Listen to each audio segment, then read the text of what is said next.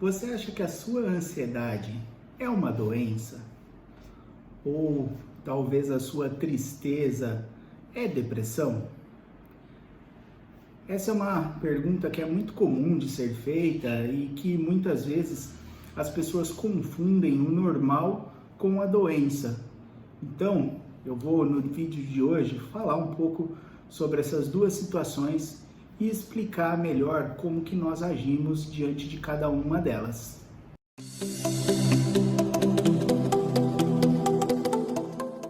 Olá, meu nome é José Henrique Whittaker, eu sou médico psiquiatra e hoje eu vou falar sobre dois dos assuntos mais comuns, mais frequentes na psiquiatria.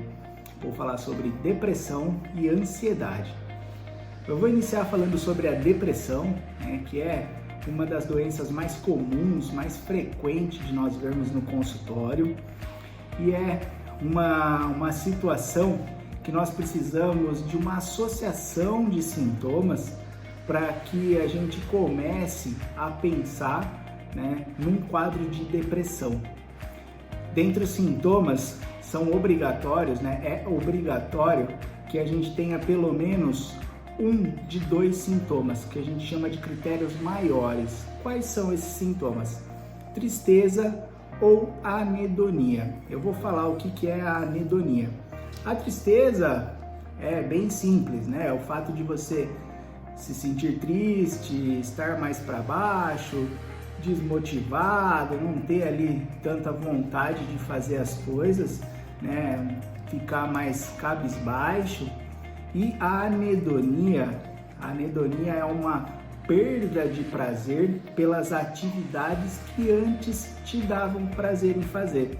Por exemplo, um lazer no final de semana, passear com a família, passear com o cachorro, fazer um futebol, uma atividade física, sair com as amigas, enfim, qualquer atividade que antes era prazerosa, ela passa a não ser mais prazerosa, não te dá mais esse prazer, passa a ser um esforço ter que ir para essas situações e muitas vezes não tem mais vontade, acaba ficando desanimado totalmente e não sai mais de casa, não sai mais da cama.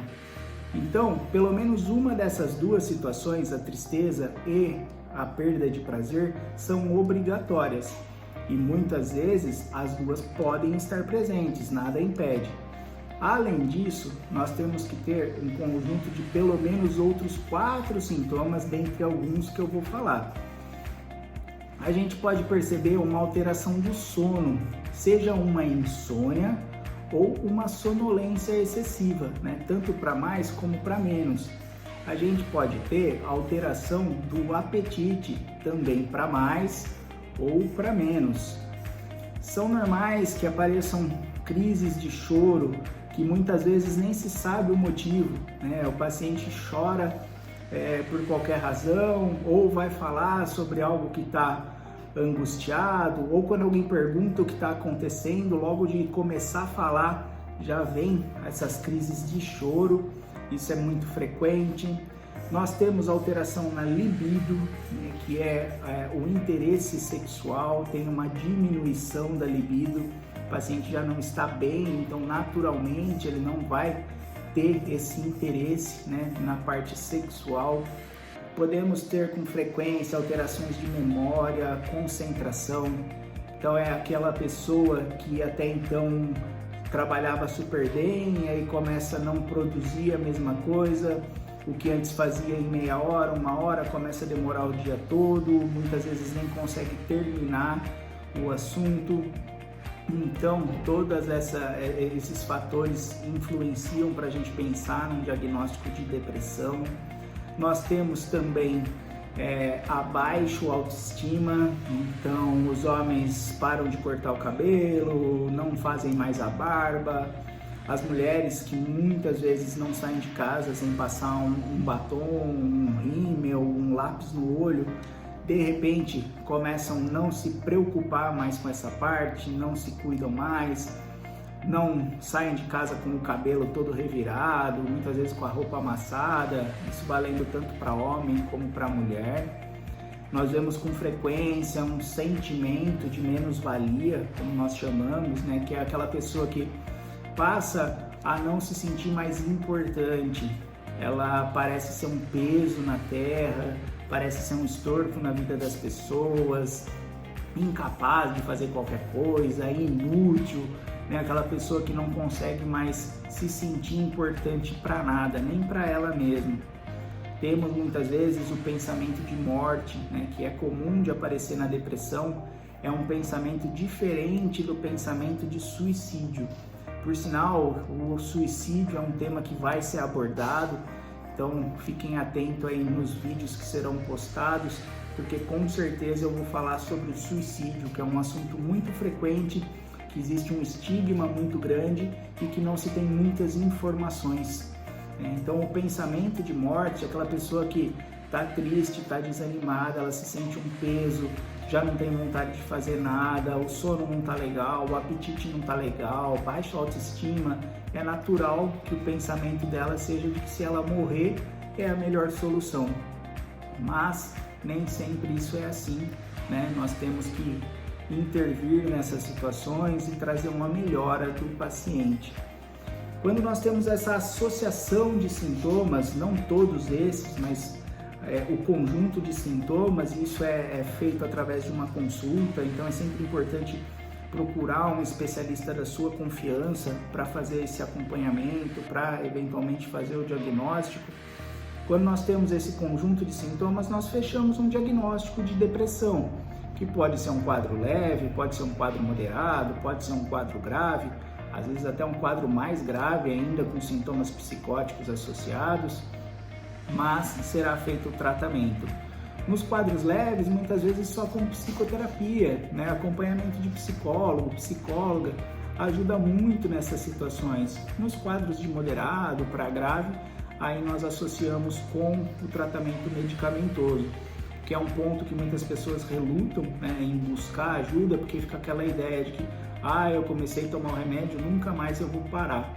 E não é bem assim, né? Você vai fazer o tratamento da sua depressão, desde que bem feito, e muitas vezes vai ser suspendido sim a sua medicação, você vai ficar livre dos remédios. São as situações que nós fechamos um diagnóstico de depressão. Mas o que às vezes a pessoa acha que está com depressão ou falaram para ela que ela está deprimida, pode nem sempre ser doença. Por exemplo, o falecimento de alguma pessoa importante, alguém da família, um amigo, alguém muito próximo, ou quando tem um término de relacionamento, a perda de um emprego, a morte de um animal de estimação que era muito querido, a briga com um colega, um amigo, uma amiga, enfim, são situações que naturalmente as pessoas ficam tristes. Seria estranho que no falecimento de alguém importante não houvesse a tristeza. Porém, essa tristeza muitas vezes ela não tem todos aqueles outros sintomas associados. Então pode até ter tristeza, uma alteração ali do sono, ou uma tristeza com uma baixa autoestima, ou não tem a tristeza, tem um desânimo com alteração do apetite, mas a gente não tem todos os critérios para falar em depressão. Isso pode ser uma tristeza momentânea, pode ser um desânimo momentâneo por algum motivo específico, que deve sim ser trabalhado, muitas vezes com apoio da psicologia, mas não é porque a pessoa está triste que ela está deprimida. E isso faz toda uma diferença para que não seja feito uso desnecessário dos medicamentos, para que não seja feito o diagnóstico errado e não crie o estigma de que a pessoa tem alguma coisa que realmente ela não tem. E se às vezes não se trata esse problema, essa situação que causa esse sofrimento, essa dor, essa tristeza, o paciente não tem melhora. E não tendo melhora, vem de novo aquele estigma de que uma vez que tem a depressão, nunca mais vai deixar de ter. E isso é mentira, né? A depressão tem tratamento sim, tem melhora sim dos sintomas. Tá ok, pessoal? Isso é o que eu tinha para falar sobre depressão, é um resumo bem resumido, né, sobre essas situações. Caso tenha alguma dúvida, algum comentário aproveita, pode comentar, né, na parte aí de baixo, marque as pessoas que você sabe que passa por essas situações. É sempre importante a gente dividir essas informações com quem pode estar sofrendo, né, com quem pode estar relutando em aceitar algum desses diagnósticos. Então é muito valoroso que a gente consiga contribuir com as demais pessoas. E vamos falar um pouco então sobre a ansiedade. Será que a ansiedade que eu tenho, ela é uma ansiedade normal? Será que ela é uma doença? Como que eu lido diante de todas essas situações? Eu sempre gosto de dar exemplos, né, para facilitar o entendimento. Vamos supor que você está na faculdade ou na escola, enfim, e você tem uma prova de um professor que é mais rígido, né, um professor mais carrasco, e sabe que é uma matéria difícil, que você não tem tanto domínio dela. Você vai ficar preocupado, preocupada, vai ficar nervoso, nervosa e vai se sentir mal, né? Isso pode dar um aperto no peito, pode dar um frio na barriga, pode dar essas situações que te trazem desconforto. Ou você tem uma reunião de trabalho que você tem que cumprir metas e agora nesse período de pandemia, né, tá difícil de bater metas, sabe que seu chefe vai fazer essas cobranças, fica essa angústia, né, essa sensação ruim. Ou você marca um encontro com alguma pessoa que você sempre quis se encontrar e aí tá chegando o dia desse encontro, isso gera essa euforia, né? Essa sensação prazerosa, mas ao mesmo tempo de medo, de desconforto. São situações aí, alguns exemplos de situações que nós vivemos no dia a dia e que são características, né? Nós falamos em ansiedade, mas isso não é uma doença, isso não é um transtorno ansioso, isso não tem que tomar remédio. Se tomar remédio para essas situações, provavelmente não vai resolver. O que eu tenho que fazer? Então, se para essas situações específicas, de novo, é legal o apoio da psicologia, né, para tratar essas situações, para ensinar como que você lida diante de tudo isso. O que nós vemos muito, né, são fobias específicas que está enquadrado, classificado dentro dos transtornos ansiosos. Dentre essas fobias específicas, por exemplo, o medo de barata, o medo de aranha, o medo de altura, de elevador. E não tem algum remédio que eu tomo e eu paro de ter medo de barata? Não existe. É preciso lidar com a sensação, né? Aprender a lidar com isso para que não seja mais um grande problema. Então essas situações do dia a dia que acontecem eventualmente, e aí, por exemplo, passou a prova, teve a reunião de trabalho, se encontrou com a pessoa, resolveu esses aspectos, você fica bem, acabou, não sente mais nada até um próximo evento semelhante. Isso é normal, isso não é doença. Precisa, às vezes, do apoio de um profissional para te guiar um pouco mais e ajudar que esse sofrimento não apareça nem nessas situações. Para isso é importante, né, essa avaliação, mas dá para ser feito um acompanhamento a longo prazo para que você melhore mesmo. Não tenha mais isso não só naquele momento, mas em todas as sequências, aí, todo o dia a dia da sua vida. Agora, quando essa ansiedade que você tem eventualmente por uma situação específica, ela começa a ficar frequente, ela começa a ser todos os dias, várias vezes no dia, que acontece muitas vezes sem um motivo específico. Você está lá assistindo televisão e ela aparece, você está trabalhando e ela aparece, você está numa roda de amigos e ela aparece. Essa sim é uma ansiedade que se torna doença, essa é uma ansiedade que precisa ser tratada. E o que a ansiedade causa? Basicamente, sintomas físicos. Quais?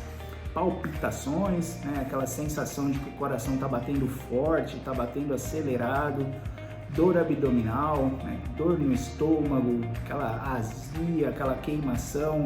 Pode causar sudorese, né? As mãos, os pés ficam suados. Pode ter tremores, né? Principalmente em mãos, sente como se estivesse tremendo. Formigamento pelo corpo, às vezes o paciente acha que está tendo um AVC por causa desse formigamento, pode causar dor de cabeça, pode dar náusea, né, ânsia, pode ter vômito, pode prender ou soltar o intestino, enfim, se manifesta basicamente de maneira física. O pensamento fica acelerado, é um pensamento mais negativo, de que tudo vai dar errado, não vê assim muita coisa boa, né, nesse pensamento. Então são associações desse tipo que trazem aí uma insônia, trazem uma alteração do apetite também, mas que precisa de tratamento. Então, geralmente é feito o uso de antidepressivos, por mais que não seja depressão, mas quem trata a ansiedade são antidepressivos que possuem um efeito ansiolítico, né, que quebram essa ansiedade. E não necessariamente vai ser pela vida toda, você vai tratar por um período de tempo, e aí eu sempre acho interessante associar com uma terapia. Na grande maioria das vezes eu aconselho para os meus pacientes que eles procurem também o apoio de psicólogos para que seja mais fácil aprender, né, melhorar esses sintomas do momento que causam o sofrimento, mas aprender como lidar com essa situação dali para frente, certo? Pessoal, esse também foi um resumo sobre os quadros de ansiedade, de depressão e de ansiedade. Eu espero que tenha trazido informações de qualidade para vocês, que ajude bastante no dia a dia. Mais uma vez, comente se tiver alguma dúvida, pode fazer a sua pergunta, marque aquelas pessoas que passam por esses momentos de sofrimento. Lembra do que eu falei quando eu disse em 10 dicas para passar melhor esse período de pandemia? A primeira delas era de que a gente deve praticar o bem, né? Praticar a caridade, e nada mais do que praticar o bem compartilhando informações que podem ajudar o próximo, né? Dando ouvido muitas vezes para essas pessoas que só querem conversar um pouco, aliviar ali a tensão do momento. Então estejam sempre dispostos a fazer isso, vocês podem ajudar muito essas pessoas. Tá ok? Logo virão novos vídeos aí com novos assuntos. Espero vê-los em breve e até mais.